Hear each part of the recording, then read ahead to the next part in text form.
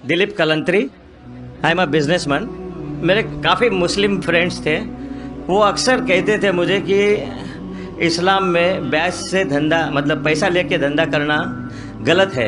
मुझे अक्सर विचार आता था कि ये कैसे डेवलपमेंट होगा, लेकिन आज का प्रेजेंट सिनेरियो पूरे दुनिया का देखते हुए एक मानना पड़ रहा है कि जिसने अपना घर गिरवी रख के कर्ज लिया और प्रॉफिट जिसमें मिलता है उस शेयर बाजार में लगाया, उनका घर भी तबाह हो गया। ये जो साइंस आज आपने बताया कि इस्लाम एक साइंस है, जैसे साइंस के ऊपर भी काम करता है, तो ये जो बात उन्होंने आज के 1400 साल पहले अगर कही होगी कि ब्याज लेना गलत है, हराम है, उसके पीछे इसकी क्या फिलॉसफी थी, ये मैं जानना चाहूँगा सर।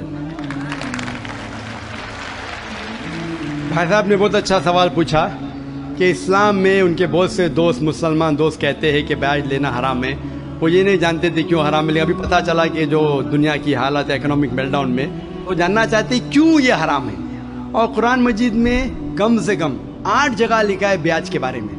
तो ब्याज लफ्ज़ है अरबी में रिबा, सूरह निसा में, सूरह इमरान में, और कहा गया है सूरह बकरा में सूरह नंबर 2 आयत नंबर 278 और 279 में कि आप ब्याज से दूर हो, और जो कोई ब्याज से दूर नहीं होगा अल्लाह और अल्लाह के रसूल उन पर ऐलान जंग करेंगे। ब्याज इतनी बुरी बात है, गुनाह कबीरा है, और गुनाह कबीरा में इमाम अज़हबी ने उसे 11वें नंबर पे रखा।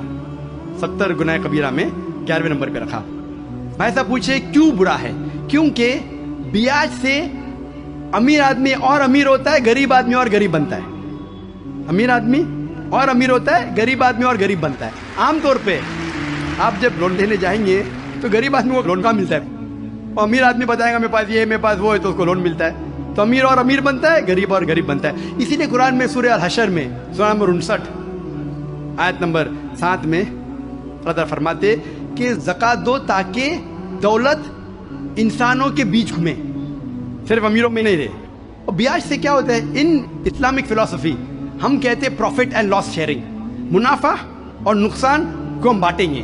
मुनाफा और नुकसान बांटने से पूरी इकोनॉमी तरक्की करती है। और ब्याज से आप बैंक में ब्याज लेते हैं, मुनाफा या नुकसान 8%, 10%, 12% आपको देना ही देना, नुकसान या मुनाफा। लेकिन आप देखते शेयरिंग ऑफ द रिस्पॉन्सिबिलिटी, अगर नुकसान हुआ तो हम नुकसान शेयर करेंगे, प्रॉफिट हुआ प्रॉफिट शेयर करेंगे।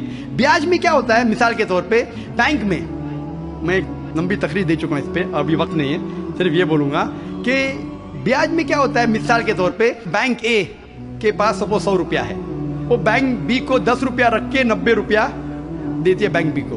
बैंक बी उसमें से 9 रुपया रखता है, बाकी का 90% देता है बैंक सी को। बैंक सी 10% रखती, 90% देती डी को, डी देता है ई को। तो लोग कहते हैं मार्केट में हजारों रुपये है कितने, 100 रुपया। तो आज की तहकीक कहती है मार्केट में फ्लोट हो रहा है $6 ट्रिलियन, है तो कुछ नहीं, बहुत कम फ्लोट हो रहा है $6 ट्रिलियन। एक जन बेचता है, सब लोग बेचने शुरू होते हैं। लीमैन ब्रदर्स, कौन सोच सकता था कि लीमैन ब्रदर नंबर 1 बैठ जाएगा, उसके बाद सिटी ग्रुप, एक बेटा सब बेचते गए पूरी दुनिया में एक के बाद एक। तो क्योंकि it doesn't improve the society. Islamic पे के अंदर जांच पड़ताल होती, किसको लोन देना किसको नहीं देना, प्रॉफिट एंड लॉस शेयरिंग है। सन 1980 में बैंक फंड करती थी गैम्बलिंग डेंस को, शराब खाने को, कॉमन हो गया।